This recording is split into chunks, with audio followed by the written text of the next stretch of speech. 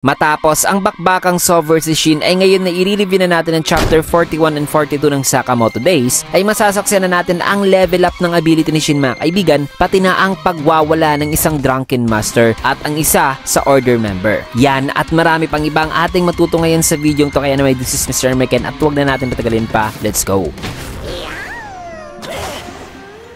Nagsimula eksena dito kay Shin na parang nasa zone na mga kaibigan habang si Saw ay nagtataka dahil sa nag-iba raw bigla ang vibe nito. May kita naman si Lu na nag-alala pa kay Shin kahit na hinang-hina na ito at hindi na makatayo. Maya-maya pa'y kumilos na si Saw at nagpunta na sa likuran ni Shin para atakihin ito. Subalit nang nasa isang pulgada na lang ang axe ni Saw sa ulo ni Shin ay mas na-outspeed pa rin siya nito mga kaibigan at nagawang masuntok ang leeg ni Saw. Kaya napasabi na lang si Saw sa kanyang isipan na hindi niya raw natatamaan si Shin, na may lightning fast ba raw talaga ang reaksyon nito nung una pa, na hindi rin daw kasi hindi naman daw nagre-react si Shin sa kanyang mga galaw. It's more like parang nakikita raw nito ang hinaharap, in which ay dito naman sa POV ni Shin ay advance niya nang nakikita ang gagawin pa lang ni Saw mga kaibigan sa kanya. Na matapos ang eksenang yan ay pinakita naman ng isang flashback na sabi ni Wutang na ang motor readiness potential daw. Tanong naman ni Shin na ano bang ibig sabihin yan, kaya painis namang nagpaliwanag si Wutang na sabing hay, sige ipapaliwanag ko na lang ito, na parang nagpapaliwanag daw siya ngayon ng isang unggoy para maintindihan talaga. Napaliwanag pa niya na kung ang tao ay consciously nakapag-decide na raw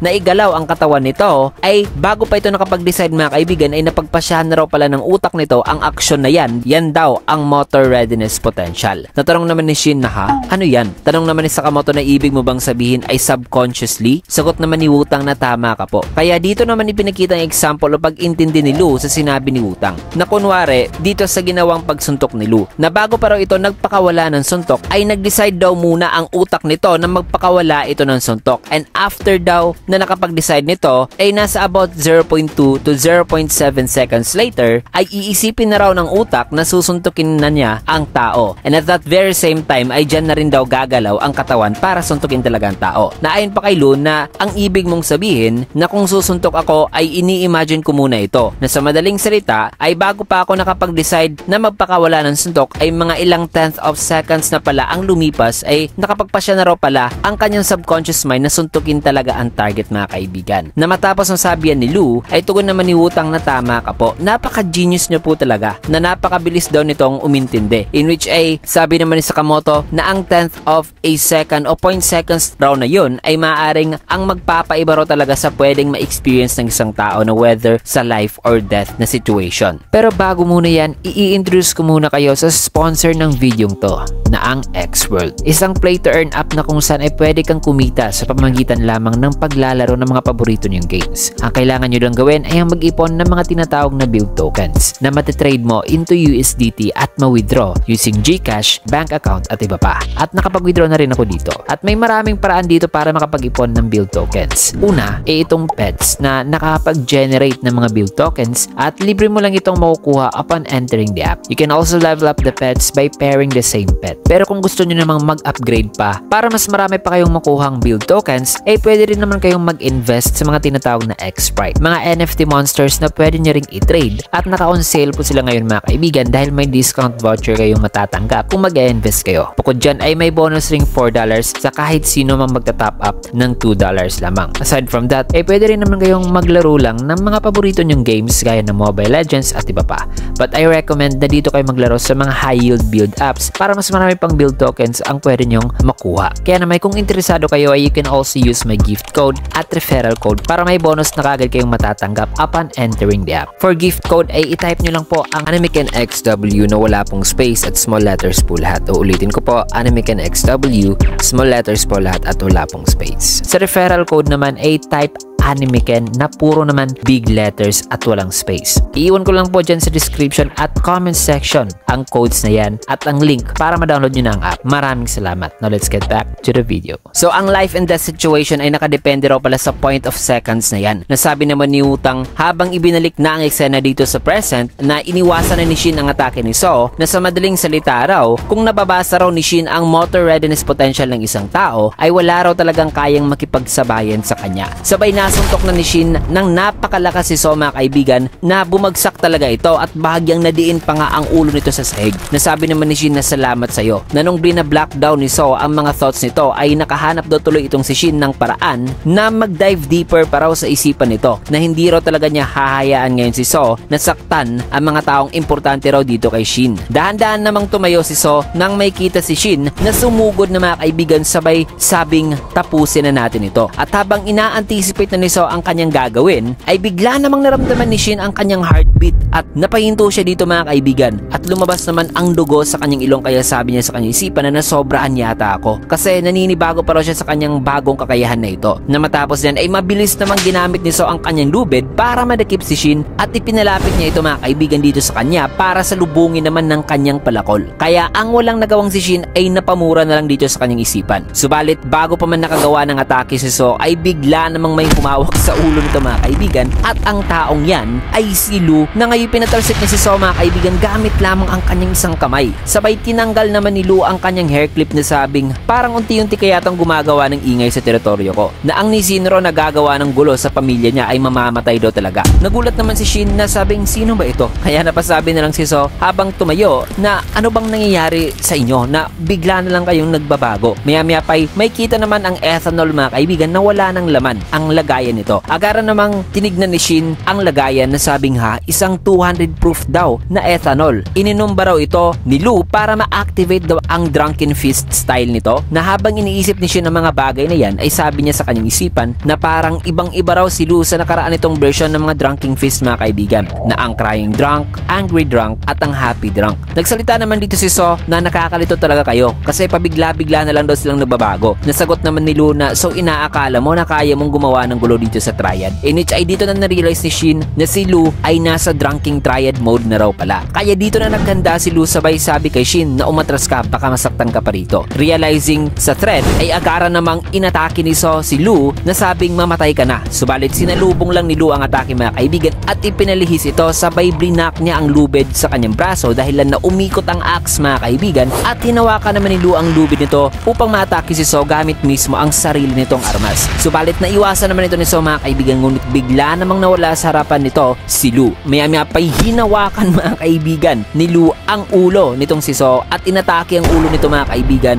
gamit ang kanyang tuhod, isang napakalakas na atake. At di lang yan, hinablot pa ni Lu ang buhok nito at tinake down sabay ipineso naman ang isang gauging trowel sa leeg nito mga kaibigan in which ay sinabihan niya si So na isang daliri raw ang kanyang puputulin sa bawat isang biktima na pinatay daw nitong si So. Sinigawan naman siya ni So na sabing umalis ka dyan, baliw. Ano sa tingin mo? Ang nanang nagsasalita pa si So ay sinaksak naman ni Lu mga kaibigan ang braso nito na sabing sino bang nagbigay sa'yo ng permiso na magsalita? Napasigaw naman si So sa sakit at nagmamakaawa na mga kaibigan na pakitaan raw siya ng awa kasi di na raw niya pupuntirihin talaga itong si Shin. Sagot naman ni Lu na ngayon tumayo na sabing nagmamakaawa ka. Pinakitaan mo ba ng awa ang mga taong nang makaawa rin sa'yo nung pinatay mo sila? Nakaramdam naman ng takot si So mga kaibigan kaya tumakbo na ito papalayo. Nasabi sa kanyang isipan na mamamatay ako. Hindi ko gusto ang ganitong ending. Hinabol naman siya ni Lu kaya sinubukan niya itong atakihin ng kanyang palakol na sabing lumayo ka sa akin. Subalit patawan namang sinalo ni Lu ang palakol at pinutol ang handle nito sabay bumawi naman ito at binato naman si So ng iba't ibang tools mga kaibigan. Sabay binuhusan niya pa ito ng pintura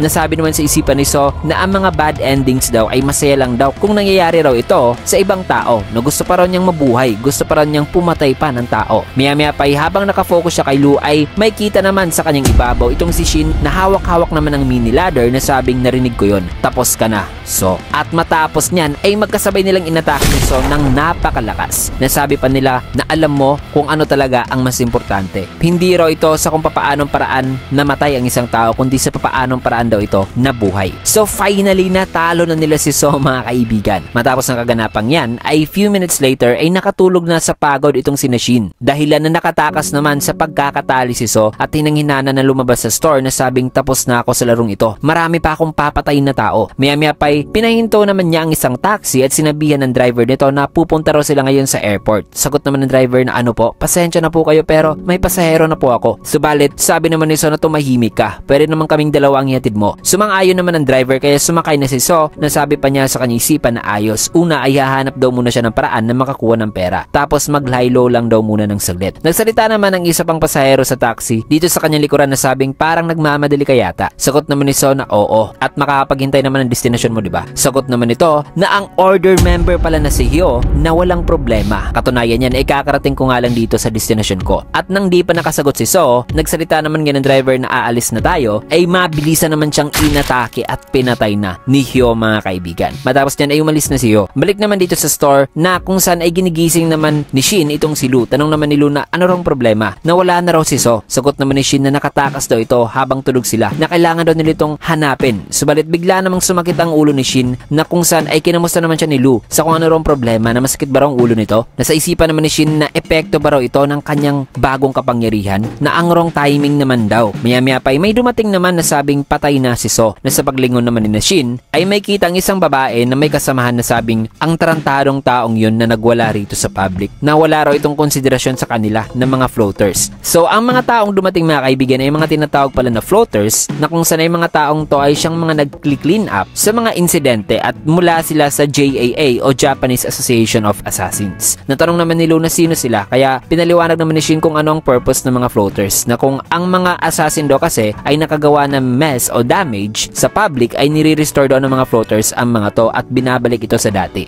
Maririnig naman dito ang ilan sa mga floaters na nagre-reklamo habang nililinis ang kalat. Na nang narinig ito ni Lu ay sabi naman niya na parang ang sasama naman daw ng mga ugali nila. Nasabi naman ni Shin na well, nagpa-part-time lang naman daw ang mga to, na mula raw ang mga taong to sa JCC o paaralan ng mga assassins. Naradag pa niya, pwede raw sanang mamatay si Lu kanina dahil sa pag-inom ng pure na ethanol. Nasagot naman ni Lu na wag daw itong mabahala kasi walang sinabi daw yan sa kanyang lolo, na kung nakita pa raw ito ni Shin, ang ginagawa raw kasi ng kanyang lolo noon ay kung nauubusan daw ito ng sake ay iniinom daw ng kanyang lolo ang fuel mula sa lampara. Na ginagulat naman ni Shin, kaya napasabi siya sa kanyang isipan na ano bang problema ng mga pamilya nila. Maya-maya pa tinanong naman ni Lu si Shin sa kung ano na raw yung iniutos daw sa kanila. Nasabi naman ni Shin na ay oo nga pala, tara bumalik na tayo sa store. Matapos yan ay sa isang lugar naman na parang patungo sa templo ay maririnig naman ang dalawang taong nagsasalita, na sabi ng isa na narinig daw niya na patay na raw ang isa sa mga serial killer. Sabi naman ng isa na what if kung mapatay na raw ang lahat ng mga serial killers bago pa raw sila makahanap ng isa. Nasabi naman ni Shishiba na kasama pala ngayon si Usaragi, na kung ganun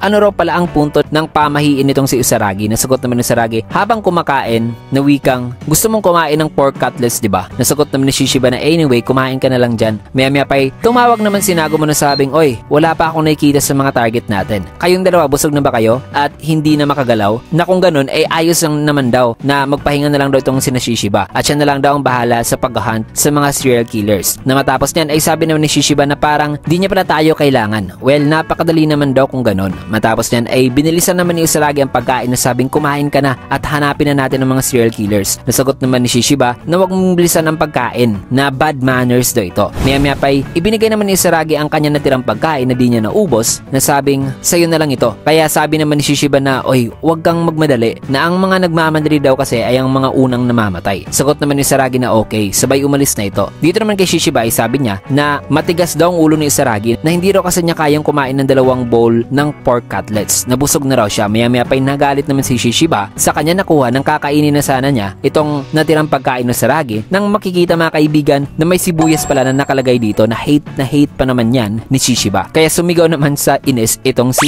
Shishiba. Matapos niyan ipumunta naman si Usaragi, mga kaibigan, sa isang shrine at nagdasal. Nasabi sa kanyang isipan na tignan natin kung ano kayang hihilingin ko, in which ay dito na humiling si Usaragi na sana ay mapatay raw niya ang mga serial killers. Na sa kanyang paghiling ay bigla namang dumating sa kanyang tabi itong si Dump, mga kaibigan, na agaran namang ipinalabas ang kanyang parang drill dito sa kanyang kamay at inatake si Usaragi na tumalsik talaga. Nasabi naman ni Dump na lagi daw siyang namamangha at nagtataka noon pa sa kung bakit pinipikit daw ng mga tao ang kanilang mga mata habang nagdadasal. Tumayo naman si Usaragi, hawak-hawak ang isang 10 yen coin na siyang kanyang ginamit kanina para ma-block pala ang atake ni Dump, na sabing ang galing, ang bilis daw na nasagot raw ang kanyang prayers. Nasagot naman ni Dump na ang numero 1 pinakapangit raw pala sa listahan ng kanyang nahanap ngayon. Inich ay tinanong naman siya ni Usaragi na sabing alam ba raw nitong si Dump sa kung paanong paraan daw nagpapasalamat sa mga Diyos ang mga Hapon. Na nang di pa nakasagot si Dump, bigla namang napunta si Usaragi sa kanyang likuran, na in a split second, mga kaibigan, ay hinampas-hampas na din Usaragi ang ulo nitong si Dump dito sa statue na sabing 2 bow daw. Matapos niyan ay sinampal naman ni Usaragi ng